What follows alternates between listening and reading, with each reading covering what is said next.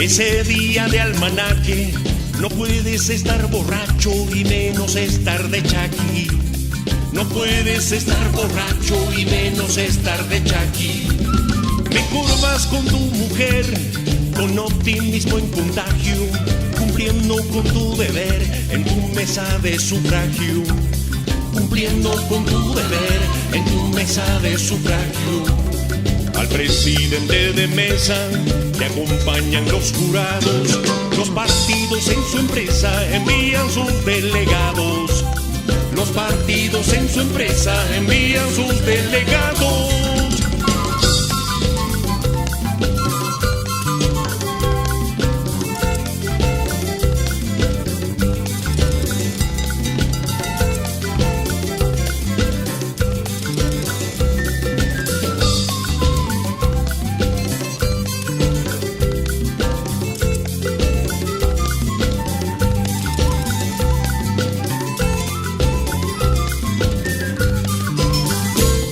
Después de verificar tu documento y tu foto, la papeleta te dan para que emitas tu voto.